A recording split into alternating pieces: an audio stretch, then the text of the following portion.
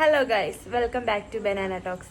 ഞാൻ ഇന്ന് പോകുന്നത് നമ്മുടെ നാട്ടിൽ ഒരു സ്പെഷ്യൽ എന്ന് വേണമെങ്കിൽ പറയാം. എല്ലാ വർഷവും ഡിസംബർ 25 ആൻഡ് 26 ഒരു ചന്ദനക്കുടം എന്ന് പറയുന്ന ഒരു പ്രോഗ്രാം ഉണ്ട്. നമ്മുടെ ഈ നാട്ടിലുള്ള നമ്മുടെ ചങ്ങനാശ്ശേരിക്കാർ മാത്രമല്ല, ഈ ഓൾമോസ്റ്റ് ഈ അടുത്തുള്ള എല്ലാവരും ഈ ഒരു പ്രോഗ്രാമിന് വരും. ഓഫീസിൽ വർക്ക് ചെയ്യുന്നതിന് മുമ്പ് വരെ ഞാൻ ഈ ചന്ദനക്കുടത്തിന് പോകുമായിരുന്നു. പക്ഷെ കഴിഞ്ഞ വർഷവും ഈ വർഷവും എനിക്ക് ലീവ് ഒന്നും ഇല്ലാത്തതുകൊണ്ട് എനിക്ക് പോകാനും വരാനും ഒക്കെ ഭയങ്കര പാടായിരുന്നു. അപ്പോൾ എനിക്ക് ഇന്നൊരു ക്ലാസ് ഉള്ളതുകൊണ്ട് ഞാൻ ലീവായിരുന്നു.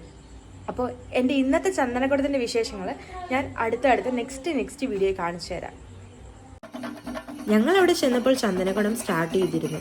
5 മണിക്ക് 5 ആനകളുമായി സ്റ്റാർട്ട് ചെയ്യുന്ന ചന്ദനക്കുടം ചങ്ങനാശ്ശേരിയിലെ ഓൾമോസ്റ്റ് എല്ലാ സ്ഥലങ്ങളും വിസിറ്റ് ചെയ്ത് 11:30 ആകുമ്പോൾ നമ്മുടെ ചങ്ങനാശ്ശേരി പള്ളിയിൽ എത്തിച്ചേരും. ഞങ്ങളൊരു 8:30 ആയപ്പോൾ അവിടെ എത്തിയിരുന്നു. നിങ്ങൾ ഈ കാണുന്നത് നമ്മുടെ ചന്ദനക്കുടം നടക്കുന്ന പറമ്പിലോട്ടുള്ള തിരക്കാണ്. നമ്മുടെ ചങ്ങനാശ്ശേരിയിൽ എല്ലാ വർഷവും ഡിസംബർ 25-നും 26-നുമാണ് ഈ ചന്ദനക്കുടം കൊടിയേറുന്നത്.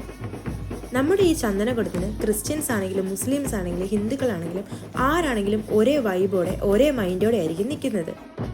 ഈ ചന്ദനക്കുടത്തിൻ്റെ ഒരു പാർട്ടാണ് ഈ ബാൻഡ് സെറ്റ്. ഈ ബാൻഡ് സെറ്റ് മാത്രമല്ല കേട്ടോ, ചെണ്ടമേളവും തീപ്പന്തവും ഇങ്ങനെ ഒരുപാട് ഐറ്റംസ് ഈ ഒരു ചന്ദനക്കുടത്തിൽ ഇൻക്ലൂഡാണ്. ഞങ്ങളുടെ വീട്ടിൽ നിന്ന് ചന്ദനക്കുടത്തിന് ആദ്യം അത്തായും അമ്മായും പോയി, തൊട്ടുപുറകെ ഞങ്ങളും പോയി. ഈ ഒരു ഐറ്റം എന്താണെന്ന് എനിക്കറിയില്ല, പക്ഷെ ഞങ്ങൾ എപ്പോൾ എന്ത് പ്രോഗ്രാം ഉണ്ടെങ്കിലും ഈ ഒരു ഐറ്റം കഴിക്കും. ഇതിൻ്റെ പേര് അറിയാവുന്നവരൊന്ന് കമൻറ്റ് ഇടണം കേട്ടോ. ഇതായിരുന്നു നമ്മുടെ ചന്ദനക്കുടം നടക്കുന്ന പള്ളി. ഈ പള്ളിയിൽ വെച്ചാണ് നമ്മുടെ ചന്ദനക്കുടം സ്റ്റാർട്ട് ചെയ്യുന്നതും എൻഡ് ചെയ്യുന്നതും എല്ലാം. ഇപ്രാവശ്യം ലൈറ്റ് അറേഞ്ച്മെൻറ്റ്സ് ഒക്കെ ഭയങ്കര കുറവായിരുന്നു കേട്ടോ. എല്ലാ കൊല്ലവും ഇതിലും നല്ല അറേഞ്ച്മെൻറ്റ്സും ലൈറ്റ് സെറ്റും ഒക്കെ ആയിരുന്നു. ഈ ചന്ദനക്കുടത്തിന് വേറൊരു പ്രത്യേകതയുണ്ട്. എൻ്റെ കൂടെ പഠിച്ച് ഡിഗ്രിയും +2ഉം 10ഉം ഒക്കെ കഴിഞ്ഞ് പിരിഞ്ഞു പോയ കോണ്ടാക്റ്റ് ഇല്ലാത്ത ഒരുപാട് ഫ്രണ്ട്സ് ഉണ്ട്. അവരെയൊക്കെ ഈ ഒരു ഫെസ്റ്റിലൂടെ നമുക്ക് അവിടെ ഇവിടെയും വെച്ച് ജസ്റ്റ് ഹായ് പറയാനും ബായ് പറയാനും ഒക്കെ പറ്റും. നിങ്ങളുടെ നാട്ടിലും ഇതേപോലെ ഫെസ്റ്റൊക്കെ ഉള്ളപ്പം ഇതുപോലെ പഴയ ഫ്രണ്ട്സിനെയൊക്കെ നിങ്ങൾ കാണാറുണ്ടോ? ഉണ്ടെങ്കിൽ അപ്പം നിങ്ങൾക്കുണ്ടാകുന്ന ഫീലിങ്സ് എന്താണെന്ന് ഒന്ന് കമൻറ്റിൽ അറിയിക്കണേ.